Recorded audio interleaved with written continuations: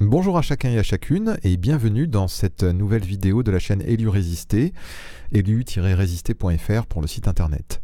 Aujourd'hui on démarre une nouvelle série sur la marque de la bête. On l'a intitulé La marque de la bête ou le sceau de Dieu. Pourquoi ? Parce qu'on est souvent focalisé sur la marque de la bête et on oublie tout ce qu'il y a autour, tout ce qui est indiqué par la parole de Dieu autour de cette marque. Donc c'est pour ça qu'on a souhaité faire un parallèle avec le sceau de Dieu, parce qu'il y a quelque chose à comprendre par rapport à ça. Et on fait une série de vidéos parce que le sujet est quand même assez vaste, en tout cas il y a des choses à considérer qui sont en assez grand nombre. Donc on va faire, je pense, 8 vidéos. Et il faudra considérer donc l'ensemble des vidéos. Chacune sera indépendante, mais c'est mieux d'en voir l'ensemble. Voilà, donc si vous pensez que cette série de vidéos va tout vous expliquer sur ce qu'est la marque de la bête et ce qu'elle est, et etc., qu'est-ce qu'elle est et comment ça marche, etc., ben non, c'est raté, on va pas voir ça. On va s'inquiéter de ce que le Seigneur entend nous révéler, entend nous indiquer, nous montrer et nous faire comprendre. Et on ne va pas s'amuser à deviner ce que pourrait être cette marque. Donc voilà, on va commencer par ce verset Apocalypse 13, versets 16 et 17. « Et elle fit que tous, petits et grands, riches et pauvres, libres et esclaves, reçussent une marque sur leur main droite ou sur leur front, et que personne ne put acheter ni vendre sans avoir la marque, le nom de la bête ou le nombre de son nom. » Donc ça a fait couler beaucoup d'encre. Il y a eu beaucoup de choses de dit et on ne va pas ajouter à la confusion générale. On va essayer de comprendre le sens. Donc on va essayer, je vais vous demander de faire un effort d'oublier ce slogan qu'on entend partout depuis 15 ans. L'Antichrist va imposer la puce électronique. On va essayer d'oublier ça pour cette série de vidéos, pour se concentrer sur ce que vraiment la parole de Dieu nous indique, ce qu'elle nous a écrit, ce que le Seigneur nous a laissé au travers de la révélation qu'il a donnée à Jean. Les suppositions sur ce que serait cette marque ont évolué avec la technologie de l'homme. Ça, c'est quand même quelque chose déjà de remarquable. Au cours du XXe siècle, et même avant, on pensait d'abord à un tatouage.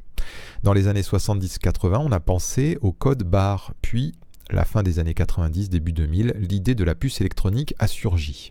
Donc déjà, on en fait une interprétation en se disant ça pourrait être ça, ça pourrait être ça, ça pourrait être ça. Et au fur et à mesure qu'on invente des choses, cette marque, elle a changé dans les interprétations qu'on a pu en faire. Jusqu'à il y a peu, un marquage planétaire de l'humanité donc était difficile à concevoir, mais ce n'est plus du tout impossible aujourd'hui.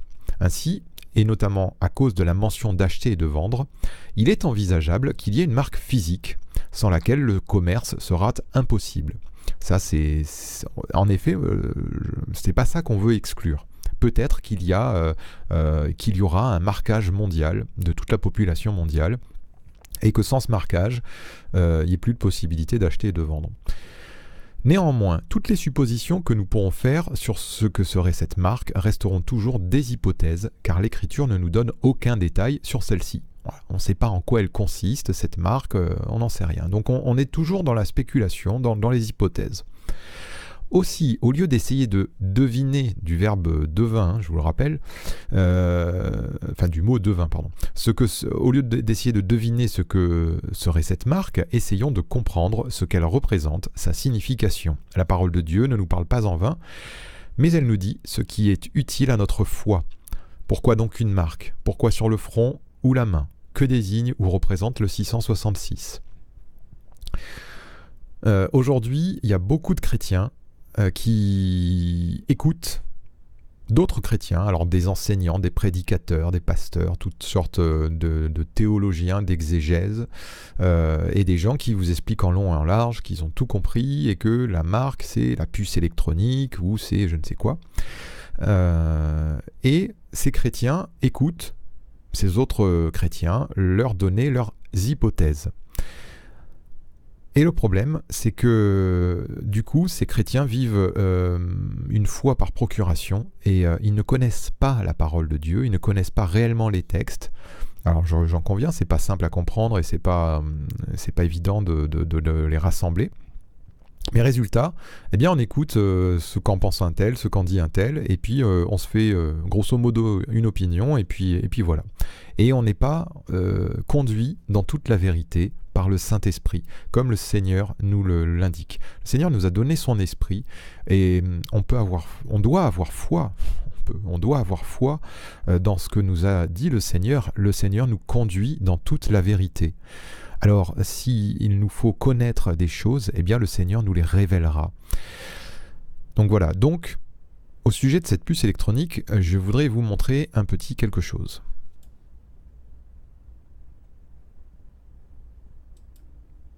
Voilà, donc il s'agit d'une caméra de surveillance, c'est pas un jeu vidéo, et donc cette caméra, elle a la faculté de repérer les gens dans la rue, de dire si ce sont des hommes, des femmes, si ce sont des jeunes, des vieux, éventuellement d'avoir le détail de certains objets qu'ils portent. Elle peut repérer les modèles de voitures, leurs couleurs, leur trajectoire, toutes sortes de choses. Voilà, cette caméra, elle est aussi capable, enfin ces systèmes de surveillance sont aussi capables de calculer la densité d'une population pour prévenir d'attroupement, de mémoriser des visages pour ensuite les reconnaître s'ils sont dans une base de données. La reconnaissance faciale, c'est quelque chose qui est maintenant très au point et beaucoup de pays s'en sont emparés, Chine, Europe, États-Unis, et plein d'applications. On peut remplacer un mot de passe d'un téléphone portable par la reconnaissance faciale, et ainsi on peut gérer des accès à des lieux privés, on peut vérifier des papiers d'identité, etc., etc. Et ça, en fait, pourquoi je vous montre ça?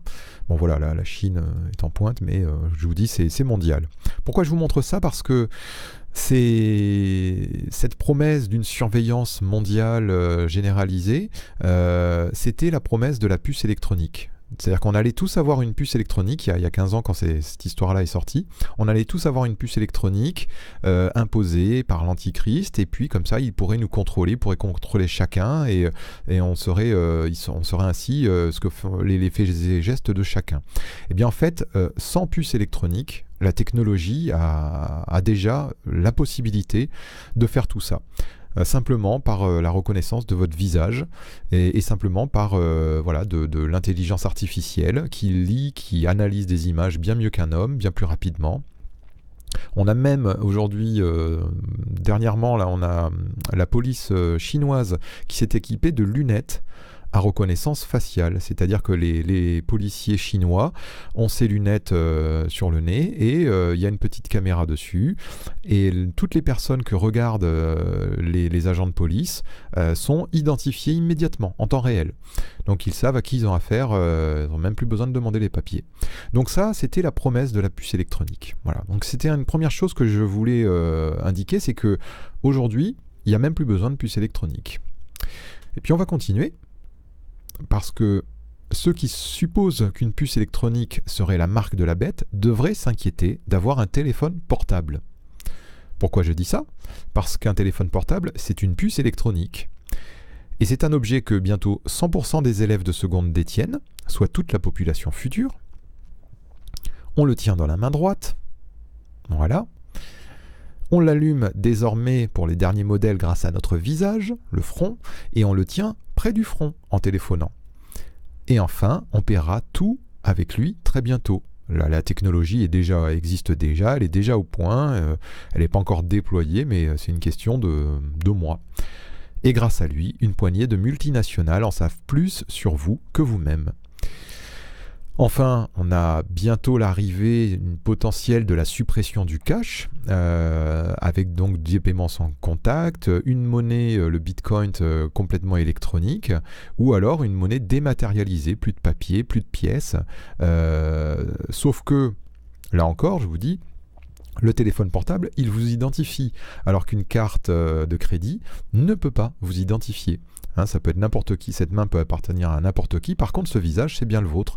Et donc la meilleure puce électronique qui soit aujourd'hui, c'est le téléphone portable, c'est même pas cette petite puce dont vous avez entendu parler certainement. Le téléphone portable, c'est bien plus de choses qu'une puce électronique ne pourrait le faire. Enfin, dernier argument, mettre une puce électronique dans une main, oui, y a la place. La mettre sur le front, Là, c'est quand même très très compliqué à faire. Ça serait vraiment dangereux pour la personne. C'est pas heureux. Donc bon, vous l'aurez compris, moi qui fais cette vidéo, je pense qu'il ne faut surtout pas nous arrêter à cette histoire de puce électronique, que c'est quelque chose qui nous égare plutôt qu'autre chose. Et donc, on va essayer de passer cette histoire de l'Antichrist va imposer la puce électronique. On va essayer d'oublier ça et de repartir sur le texte de la parole. Et on va essayer, donc là je vous mets le sommaire des vidéos qu'on va avoir. Le langage de l'Apocalypse, comprendre comment le Seigneur nous parle, la bête, les passages sur la marque, le front ou la main, la marque ou le sceau, l'image et le nom, le nombre de son nom, le fameux 666, et puis on fera une petite vidéo de conclusion pour récapituler un petit peu tout ce qu'on aura vu. Donc on va commencer cette première vidéo sur le langage de l'Apocalypse, parce que ça c'est quand même très important. Quand on se focalise, quand on se focalise sur un ou deux versets, comme on l'a lu au départ, sur la marque de la bête, la marque, alors on va extrapoler et puis on peut dire tout et n'importe quoi, on peut imaginer tout ce qu'on veut. Mais la parole, elle nous parle vraiment d'une certaine manière et on ne peut pas extrapoler de n'importe quelle façon. La prophétie de l'Apocalypse est le seul livre de ce type dans le Nouveau Testament. Et il est très important de remarquer que du début à la fin, tous ces chapitres reprennent des symboles, des parties ou des similitudes avec les prophéties et récits de l'Ancien Testament. L'écriture s'explique par elle-même, pas par des suppositions, hypothèses ou connaissances extérieures. Si on a besoin de connaissances extérieures pour expliquer des passages de la parole, de la science, toutes sortes de l'histoire ou toutes sortes de choses, c'est que non, on n'est pas dans la bonne interprétation. Ainsi, pour commencer à comprendre la pensée du Seigneur, il est essentiel d'aller consulter ces renvois prophétiques. Bon, j'appelle ça renvoi prophétique, c'est ces clins d'œil à si vous voulez, des textes de l'Écriture. Voilà, donc c'est la Bible qui explique la Bible. Alors bien sûr, il est important d'aller consulter le grec, bien sûr c'est utile d'avoir connaissance des us et coutumes de l'époque de Jean, ou de la culture juive de l'époque, bien entendu, ça nous aide à mieux comprendre, mais les réponses doctrinales sont toujours à trouver dans la parole de Dieu, tout simplement. Donc je vais vous montrer un petit exemple de ces renvois à l'Ancien Testament. Voilà, Apocalypse 1 et versets 13 et 14 et 15. Et au milieu des 7 chandeliers, quelqu'un qui ressemblait à un fils d'homme, vêtu d'une longue robe, et ayant une ceinture d'or sur la poitrine. Sa tête et ses cheveux étaient blancs comme de la laine blanche, comme de la neige, ses yeux étaient comme une flamme de feu, ses pieds étaient semblables à de l'airain ardent, comme s'il eût été embrasé dans une fournaise, et sa voix était comme le bruit de grandes eaux. Bon ben ça, en Daniel 10, versets 5 et 6, on a une description d'un être céleste très semblable. Je levai les yeux, je regardais, voici il y avait un homme vêtu de lin et ayant une ceinture d'or d'Uphase. Son corps était comme de chrysolite, son visage brillait comme l'éclair, ses yeux étaient comme des flammes de feu, ses bras et ses pieds ressemblaient à de l'airain poli, et le son de sa voix était comme le bruit d'une multitude. Alors c'est pas tout à fait la même description, mais vous voyez qu'il y a quelque chose de semblable. Et donc, l'Apocalypse est truffé de choses de ce type. Et je vais vous en montrer quelques exemples. J'ai pas tout mis largement, hein. Je n'ai prélevé que quelques exemples. Apocalypse 2, 27, il nous est dit « paître les nations avec une verge de fer ». C'est une allusion au psaume 2. Apocalypse 5, il est question d'un livre scellé, et dans Daniel, il est question d'un livre scellé. Daniel 12. Apocalypse 5, l'agneau aux 7 yeux. Zacharie, en chapitre 3, verset 9, nous parle de la pierre aux 7 yeux. Un agneau avec 7 yeux, c'est bizarre. Une pierre avec 7 yeux, c'est bizarre. C'est encore quelque chose de semblable. Apocalypse 6 nous parle des 4 cavaliers. Zacharie 6 nous parle des 4 chars. Ils ont des couleurs très proches. Apocalypse 6, toujours, ces 4 cavaliers. Ézéchiel nous en parle aussi, dans Ézéchiel 14, 21, notamment au sujet de la famine, épée et peste, et bête féroce, pardon. Apocalypse 6, le soleil qui se change en ténèbres et la lune en sang, c'est une prophétie qu'on trouve également dans Joël 2. Apocalypse 7, il essuiera toute larme de leurs yeux. Ça c'est une citation d'Ésaïe 25 et verset 8. On On continue, Apocalypse 8, on nous parle des 7 trompettes. Souvenez-vous, Josué 6, Jéricho, nous parle aussi de 7 trompettes, enfin de trompettes qui doivent sonner les 7 jours précédant la prise de Jéricho. Apocalypse 8 et 9, on a toujours ces fléaux de ces trompettes. Il y a des similitudes avec les 10 plaies d'Égypte. Apocalypse 10 nous parle d'un petit livre que le prophète doit manger. Ézéchiel 2 et versets 8 et 10, la même chose. Apocalypse 11, un roseau pour mesurer, idem dans Ézéchiel 40. Apocalypse 11 encore, il est question des 2 oins, que l'on trouve également dans Zacharie 4. Apocalypse 11, une forte grêle. Job 38, 22, 23 nous parle de ces grêlons. Apocalypse 12 et 13, on nous parle des bêtes, et en effet Daniel 7, il y a plusieurs endroits d'ailleurs dans Daniel, mais Daniel 7 et aussi Job 40 nous parlent de bêtes, etc., etc., etc. Vous avez compris le principe. Donc, ces renvois, ce que j'appelle ces renvois prophétiques, ce sont des clés pour comprendre de quoi la parole de Dieu nous parle. Et ces clés, il faut aller les consulter. La marque de la bête ne déroge pas à ce principe de renvoi à l'Ancien Testament. Nous allons revenir sur ces passages pour mieux comprendre. Et un dernier point qu'on va voir aujourd'hui, c'est la bête et sa marque. On parle de la bête. Et pourquoi on parle de la bête? Parce que Apocalypse 13, 1 et 2 nous disent « Puis je vis monter de la mer une bête qui avait 10 cornes et 7 têtes, et sur ses cornes 10 diadèmes, et sur ses têtes des noms de blasphème. La bête que je vis était semblable à un léopard, ses pieds étaient comme ceux d'un ours, et sa gueule comme une gueule de lion. » Voilà pourquoi on parle d'une bête comme ça. Donc on appelle ça la bête. Tout le monde comprend que la bête n'est pas une bête physique, un animal réel, mais que le terme bête désigne une entité, un homme ou quelque chose qui a une conscience et un comportement bestial. Sans dire ce que c'est, on comprend que voilà, c'est quelque chose comme ça. Il s'agit donc d'un symbole ou d'une figure. La marque, si le terme bête est figuratif, pourquoi celui de la marque ne le serait-il pas ? Pourquoi prendrions-nous le terme marque de manière littérale et le terme bête de manière figurative ? On se doute bien que à la fin des temps ne va pas surgir dans la nature une bête qui aura des cornes, avec des têtes partout, des 10 cornes, etc. Donc on le prend dans le sens figuratif. Eh bien la marque, elle figure elle aussi quelque chose. Et en guise d'exemple, je vous donne la conversation de Jésus à Nicodème, au chapitre 3 de Jean. Alors j'ai prélevé quelques versets pour aller plus vite. Jésus lui répondit, en vérité, je te le dis, si un homme ne naît de nouveau, il ne peut voir le royaume de Dieu. Nicodème lui dit, comment un homme peut-il naître quand il est vieux? Peut-il rentrer dans le sein de sa mère et naître? Verset 9, Nicodème lui dit, comment cela peut-il se faire? Jésus lui répondit, tu es docteur d'Israël et tu ne sais pas ces choses? Verset 12, si vous ne croyez pas quand je vous ai parlé des choses terrestres, comment croirez-vous quand je vous parlerai des choses célestes?